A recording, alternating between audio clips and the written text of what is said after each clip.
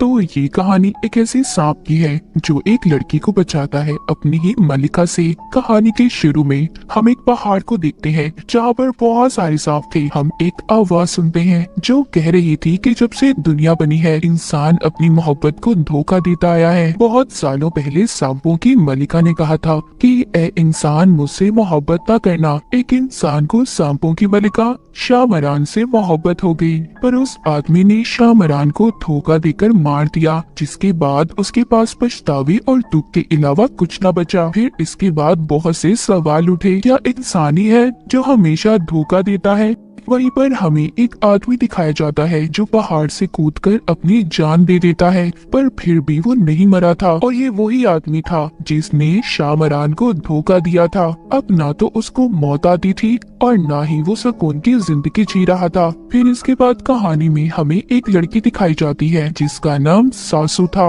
वो बाथरूम में खड़ी कोई दवाई खा रही थी और काफी हिम्मत के बाद फिर ट्रेन में चढ़ती है। हमें यहाँ पर पता चलता है कि सासू अपना शहर छोड़कर अपने नाना के पास जा रही थी। वो जब अपने नाना के पास आती है तो सवाल जवाब करती है, क्योंकि इसके नाना ने इसके मॉम को बगैर किसी वजह के छोड़ दिया था। ये अपने नाना से गुस्से में सवाल करती है और फिर यहाँ से चली जाती है। वहीं पर दूर खड़ी एक लड़की सासू को ही देख रही थी और इसके बारे में जाकर वो अपने भाई मारन को बताती है। इसको देखकर ऐसा लग रहा था कि जैसे ये यहाँ पर सासू का ही इंतजार कर रही हो। मारन की बहन आकर इन सब बातों का अपने डैड को भी बताती है। मारन के डैड जब ये सुनते हैं तो वो फौरन सासू को ढूंढने का कहते हैं। इन सब बातों की आखिर वजह क्या थी ये हमें आगे जाकर कहानी में पता चलेगा। खैर इसके बाद सासू अपनी यूनिवर्सिटी में आ जाती है, क्योंकि वो साइकोलॉजी नफ्सियात की लेक्चरर थी और अपने नाना के शहर में भी इसलिए आई थी क्योंकि उसकी एक प्रेजेंटेशन थी।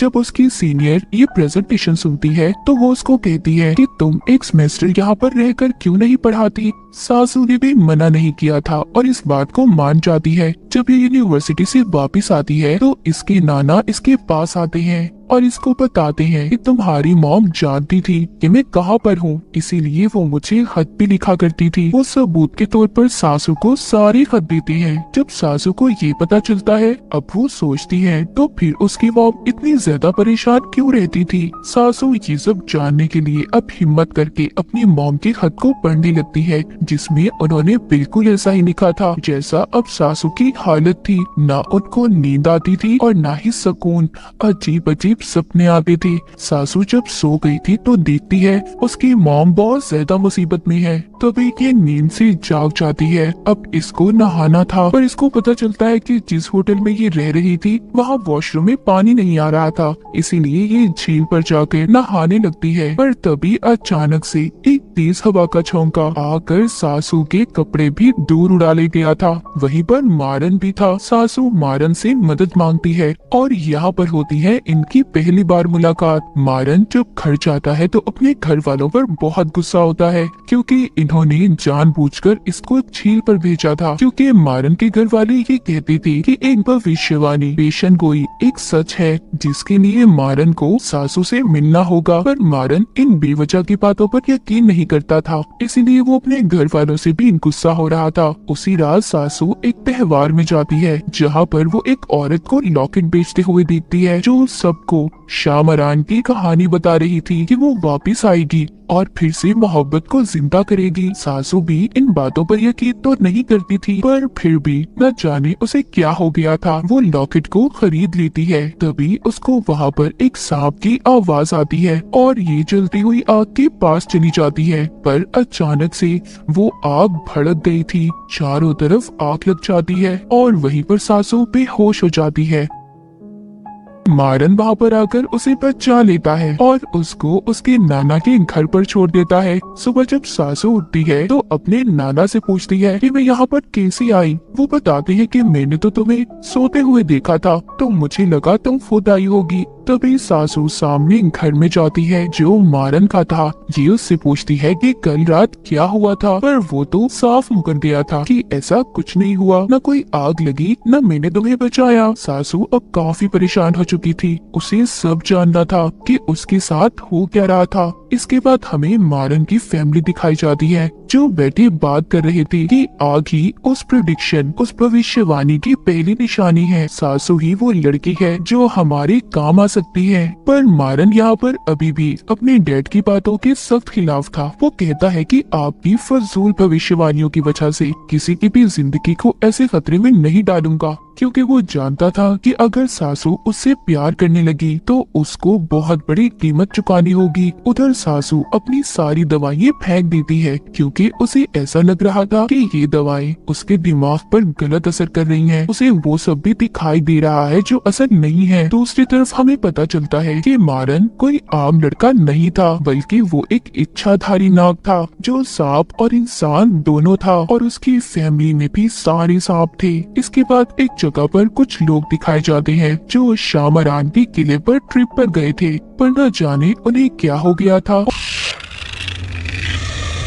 और एक एक करके वो वहाँ पर बने कुएं में छलांग लगा देते हैं। ये वीडियो भी काफी ज्यादा फैल चुकी थी। इसके बाद हम इस कहानी में एक लड़की को देखते हैं जिसके पूरे जिस्म पर सांप लिपटे हुए थे और वो अपने गुलाब से ये कह रही थी कि सासू अब आ चुकी है, उसके दिमाग से खेलो और उसको मेरे पास ले आओ। इसका मतलब ये था कि उसको ऐसी उलझनों में फंसा दो कि वो खुद चलकर मेरे पास आ जाए। अब ये लड़की कौन थी और इसका सासू से क्या कनेक्शन था, क्या ये हमें आगे आगे कहानी में पता चलेगा। सासू अब अपने नाना के घर में थी, तो वो जब जा रही थी उसके नाना उससे बात तो नहीं करती पर गाड़ी की चाबी दे देते हैं। ये बाहर आकर मारान से बात करती है। इन दोनों की अच्छी दोस्ती हो गई थी। उधर मारन अपने डैड और एक आदमी से बात करता है। इसको भी अब आहिस्ता आहिस्ता भविष्यवाणियों पर यकीन आ रहा था। वो आदमी कहता है कि हमने आग वाला हादसा तो दबा दिया, पर कुएं वाली बात सब लोगों को पता चल गई है और दुश्मन को भी खबर हो गई है। बाहर मारन की बहनें भी इसी बारे में बात कर रही थी, जिससे हमें पता चलता है कि वो सांपों में लिपटी लड़की ही इनकी दुश्मन है, सभी इच्छाधारी सांपों की, यानी कि जो इंसान बन सकते थे। उधर सासू को दिखाया जाता है जिसकी सीनियर यूनिवर्सिटी में उसको सियान नाम के लड़के से मिलवाती है जो आगे प्रोजेक्ट में उसकी मदद करेगा। सियान उससे मिलते ही सासू के साथ काफी ज्यादा फ्री हो रहा था। सासू भी जब वो कुएं वाली वीडियो देखती है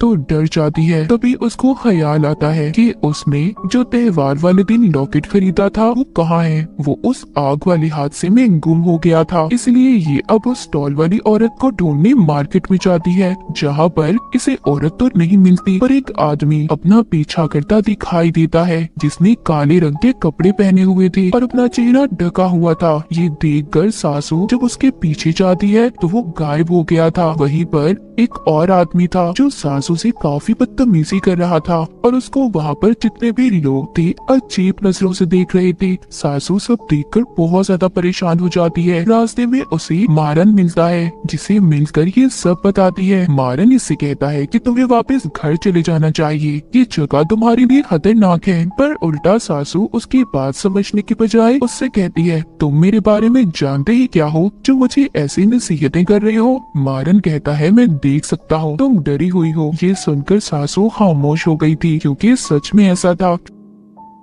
रात को घर पर मारन की बहन उससे बात करती है, कहती है कि तुम यकीन क्यों नहीं कर लेते सब बातों पर। तुम और सासू एक दूसरे की जरूरत हो, तुम ही हो जो उसके लिए बने हो। पर मारन कहता है नहीं, मैं ऐसा नहीं कर सकता और इसी भविष्यवाणी की वजह से बहुत सी औरतों की जान गई है, पहली सासू की मॉम की और फिर हमारी मॉम। अब मजीद ये सब बर्दाश्त नहीं करूंगा। लेकिन इन सब बातों के बावजूद मारन सासू से दूर नहीं जा रहा था। सासू के नाना वही दवाइयाँ खा रहे थे जो सासू खाया करती थी। इसका मतलब ये था कि ये कोई इनकी खानदानी बीमारी थी। रात को सासू जब सो रही थी तो वही मशकूक आदमी इसके कमरे में आता है। सासू का लॉकेट भी उसके पास ही था। वहीं पर एक बहुत बड़ा सांप आता है, सोते हुए सासू पर लिपट गया था। सासू इन सब से डरकर जब उठती है तो इसके बारे में वो नहीं जानती थी ये कोई सपना था या हकीकत। इसीलिए सासू इन सब से तंग आकर झील में तैरने चली गई थी। अगली सुबह जब ये यूनिवर्सिटी जाती है तो सियान इसको खाना खाने के लिए साथ ले जाने का बोलता है। जब ये खाना खा रही थी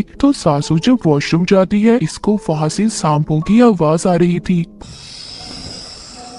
पर उसको वहाँ पर ऐसा लग रहा था कि जैसे ये पानी की आवाज थी। पर उसके जाते ही वहाँ पर वही आदमी था जो अब तक इसका पीछा कर रहा था। फिर जब सियान सासू को घर छोड़ता है, मारन भी अपने घर के बाहर खड़ा था जो इन्हीं को देख रहा था, जिससे हमें पता चलता है कि मारन सियान को जानता था। इनका आपस में कोई रिश्ता तो था पर अच्छा नहीं था। अब रात को सासू अपने नाना के हाथों पर निशानों को देखती है जो ऐसे थे जो हाथ बांधने से बचते हैं। अगले दिन सासू जब यूनिवर्सिटी थी तो मारन की बहन अपनी बहन को कॉल करती है कि वो सासू का ख्याल रखे, पर इससे पहले वो उसका ख्याल रखती बहुत देर हो चुकी थी। वो उस आदमी को देख लेती है जो इसका पीछा कर रहा था। वो उसका पीछा करती एक खाली कमरे में आ गई थी। वो जब अंदर जाती है तो सासू वहाँ पर एक बहुत बड़ा सांप देखती है और कमरे का दरवाजा खुद ब खुद बंद हो गया था। पर सियान वहाँ पर आकर उसे पहचान लेता है और कहता है कि सिर्फ तुम्हारा कोई वहम है और कुछ नहीं। सासू अपने साथ होने वाले इन हादसों से अब अवांजार हो चुकी थी।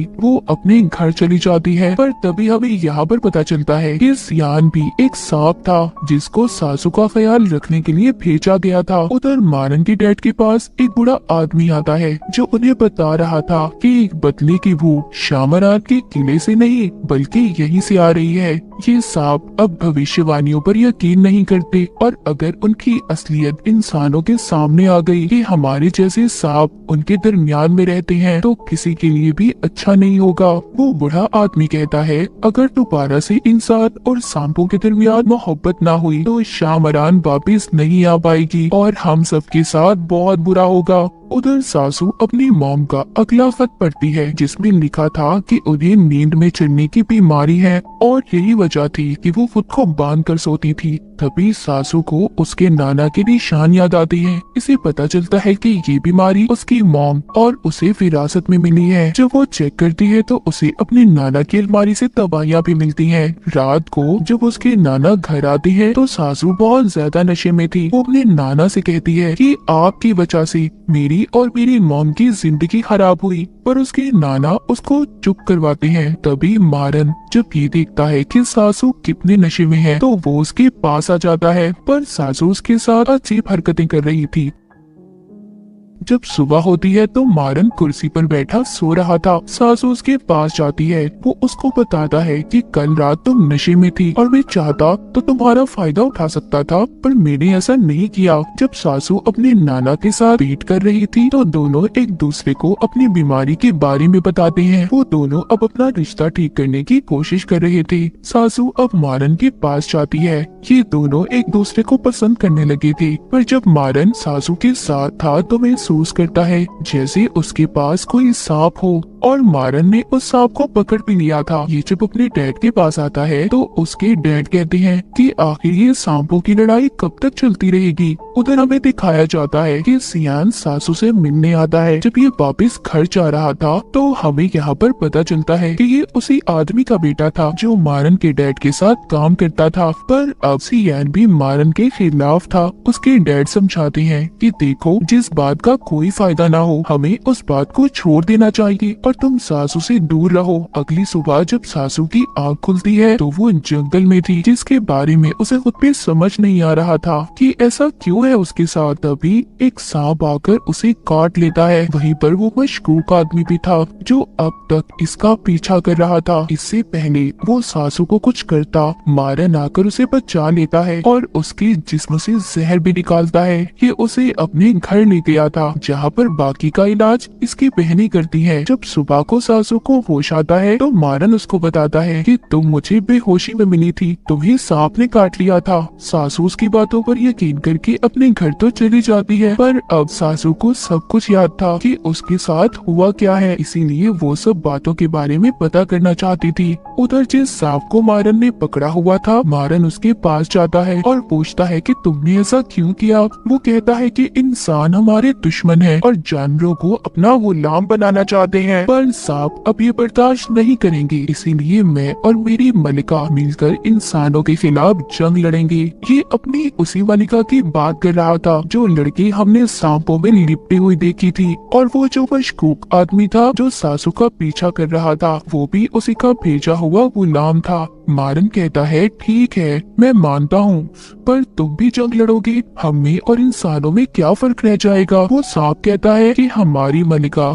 जाग गई है, और अगले ही सीन में हम उस सांपों में लिपटी लड़की को जागते हुए देखते हैं, जिसकी जागने से बड़ी तबाही होने वाली थी। अब सासू भी मारन के घर पर आई थी, जहाँ पर वो सच जानना चाहती थी कि ये लोग कौन है और उसका इनसे क्या रिश्ता है। पर मारन की सारी फैमिली उसे अपनी बातों में ही उलझा देती है। पर मारन की बहन को पता चल गया था कि सासू सब जान चुकी है। उधर मारन की चिल्त भी उतरने लगी थी, क्योंकि इन सांपों की स्किन जल्द नहीं आती थी और इसी दौरान ये बहुत ज्यादा कमजोर भी हो जाते हैं। यूनिवर्सिटी में सासू को शामरान के बारे में जानना था, इसीलिए ये अपने स्टूडेंट्स को उस पर रिसर्च करने का कहती है। जब सियान ये देखता है तो काफी परेशान हो जाता है। इधर ही मारन भी आ गया था। सियान मारन को देखकर कहता है कि तुम्हें मुझसे दोस्ती कर लेनी चाहिए, क्योंकि तुम और मैं एक दूसरे की असलियत तो जानते ही है, और क्या पता आने वाले वक्त में तुम्हें मेरी जरूरत पड़े। और ये मारन को अपना कार्ड देकर चला जाता है।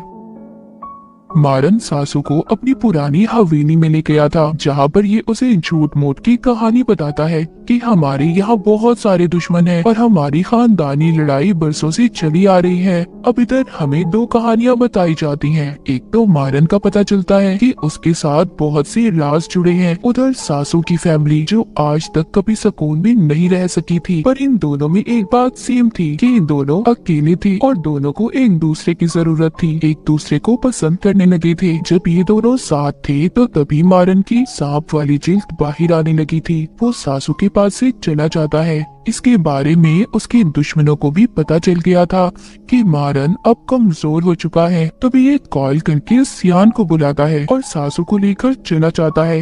ये रास्ते में उसे कहता है कि मैं तुमसे प्यार करता हूँ और हम दोनों अपनी नई जिंदगी गुजारने यहाँ से दूर चले जाएंगे। सासू पहले तो ये सुनकर हैरान होती है, पर फिर मान जाती है और अपने घर पर उतर कर कहती है कि मैं तुम्हें सोच कर बताऊंगी। अपने घर जाकर मारन की हालत भी बहुत ज्यादा खराब हो गई थी। उधर दूसरी तरफ हमें एक औरत दिखाई जाती है, जिसको आगे के बारे में पता चल रहा था कि अब क्या होने वाला है। यहाँ टाउन में जितने भी जानवर गाय थी सब मर रही थी, और वो सांपों में लिपटी लड़की भी जिंदा हो रही थी, जो एक बड़ी तबाही की निशानी थी। जब मारन घर पर था तो उसकी बहन सासू को मैसेज करती है कि वो घर से कुछ दिन के लिए जा रहा है, क्योंकि कुछ दिन तक अब मारन सासू से नहीं मिल सकता था। और सियान को सासू पर नजर रखने का कहता है, पर सियान उसे सांपों की जगह पर ले गया था, क्योंकि ये मारन को धोखा दे रहा था, जहाँ पर सब इच्छाधारी सांप थे और सब सासू को बहुत अजीब नजरों से देख रहे थे। पर ये उसको बचाकर दोबारा से उसके घर ले आता है और माफी मांगता है कि ये उसे ऐसी जगह पर लेकर गया। सासू चारों तरफ से अब डर चुकी थी। वो मारन के घर के पास जाकर उसके नंबर पर फोन करती है। ये उसकी फोन की जब बेल सुनती है तो अब इसको ऐसा लग रहा था कि मारन इससे कोई गेम खेल रहा है।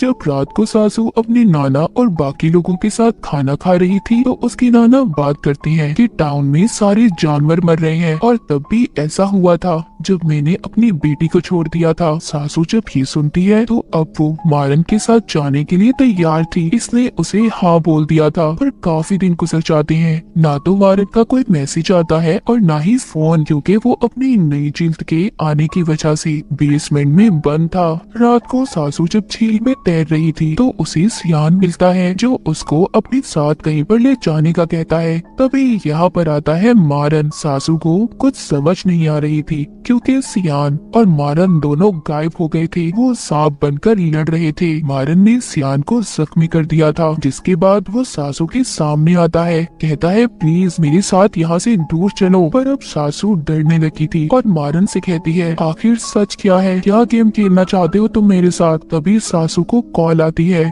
उसके नाना कहीं पर चले गए थे। मारन सासू को घर छोड़ता है और यकीन दिलवाता है कि फिक्र नहीं करो, मैं तुम्हारे नाना को सही सलामत लेकर आऊंगा। और हम देखते हैं कि सासू के नाना वहीं पर पहाड़ पर खड़े थे, जो हमने कहानी के शुरू में एक आदमी को देखा था। वो भी वहाँ से कूदने वाले थे, पर मारन उसको बचा लेता है। मारन घर आकर अब अपने डैड को बताता है कि सियान सासू को दुश्मनों के पास ले जा रहा था। इस बात पर मारन के डैड उसे सजा देने का फैसला करते हैं। पर यहाँ पर जो उनके साथ आदमी काम करता था यानी कि सियाद के डैड उनसे कहते हैं मेरे बेटे को एक मौका और दे, मैं उसे समझाऊंगा।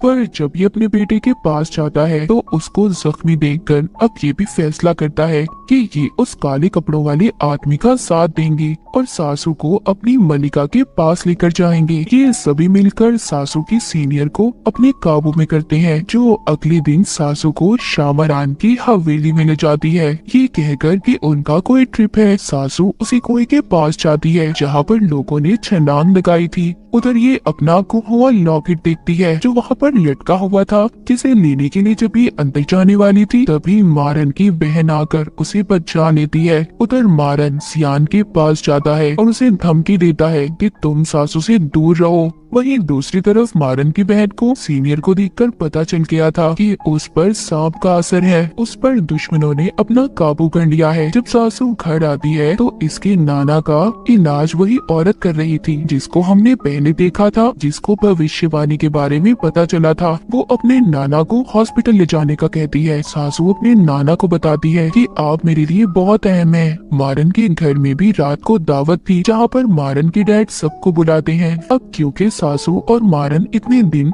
दूर रहे थे, वो कुछ वक्त गुजारने झील पर चले जाते हैं। इधर दावत में सासू के नाना की भी तबीयत खराब हो रही थी, इसी वजह से वो भी अपने घर चले गए थे। मारन की बहनें उस सीनियर को बांध देती हैं ताकि वो इसके अंदर से छुपे सांप को बाहर निकाल सके। उधर झील पर मारन सासू की कमर पर सांप के बनते हुए निशान देखता है और काफी खुश होता है। इसका मतलब ये था कि सासू भी अब सांप बन चुकी थी या फिर मारन ने उसे अपने जैसा कर दिया था। अब हैरी और मारन वापिस से दावत में आते हैं। मारन उस सीनियर के मुंह से सांप निकालता है जिससे वो भी आजाद हो गई थी। वहीं पर मारन के नौकर की बीवी जो माँ बनने वाली थी उसकी हालत भी खराब हो जाती है। शायद ही अब आखिरी भविष्यवाणी थी कि एक इंसान सांप को जन्म देगा, पैदा करेगा। मारन की फैमिली उसकी मदद करती है। उधर सासू के घर पर मारन उसके साथ था। उसके नाना ने जहर खा लिया था, इसीलिए मारन उन्हें बचाने की खातिर अपने असल रूप में आ गया था, यानी कि एक इच्छाधारी नाग के रूप में। अब यहाँ पर हमें असल कहानी पता चलती है कि सासू के नाना ही वो आदमी थे जिन्होंने शामरान से मोहब्बत की थी पर उसको धोखा दिया था। यहाँ पर सासू को अब मारन बताता है कि तुम्हारे नाना ने शामरान मलिका को धोखा दिया था। उसके किले का पता इंसानों को बताया, जिसका पता शामरान की बहन को चल गया था। वो इंसानों के खिलाफ हो गई तो शामरान ने उसे अपनी ताकतों से गहरे कुएं में कैद कर दिया और अपनी सारी ताकतें तुम्हारे नाना को दे दी, जिससे वो कभी भी मर नहीं सकते थे चाहे कुछ भी हो जाए। और उनकी सजा उनकी आने वाली नस्लों को भी बर्दाश्त करनी है। वो जब मरने की कोशिश करते हैं तो दोबारा जिंदा हो जाते हैं और फिर से याददाश्त गुम होने के बाद एक नई जिंदगी जीने लगते हैं। और भविष्यवाणी यही है कि एक इंसान को सांप से मोहब्बत होगी, जो इंसान तुम्हारे नाना के खानदान से होगा, यानी कि तुम। इस बार इंसान को कुर्बानी देनी होगी, उसे सांपों के साथ जमीन के नीचे जाकर रहना होगा। सासू को इन सब बातों के बारे में कुछ समझ नहीं आ रहा था। वो भागकर जंगल में चली गई थी। उधर हमें मारन के डैड दिखाए जाते हैं जो बताते हैं कि हमें सासू को कुर्बान करना होगा। ये बात इन्होंने मारन को भी नहीं बताई थी। इधर सासू पर जंगल में वही आदमी हमला कर देता है जो अब तक इसका पीछा कर रहा था, पर सासू अपनी ताकत से उससे बच जाती है। सासू भी क्या अब सांप बन चुकी थी। सासू के घर आकर एक सांप ने इसके नाना को भी मार दिया था। सासू और मारन दोनों ने अपनी असलियत को मान लिया था कि वो दोनों अब सांप हैं, पर ये बात इन्हें नहीं पता थी कि अभी तो ये शुरुआत थी, क्योंकि शामरान की बहन जाग चुकी थी। अब सासू और मारन के साथ आगे क्या होने वाला था कोई भी नहीं जानता था। और इसी के साथ ही कहानी यहीं पर खत्म हो जाती है।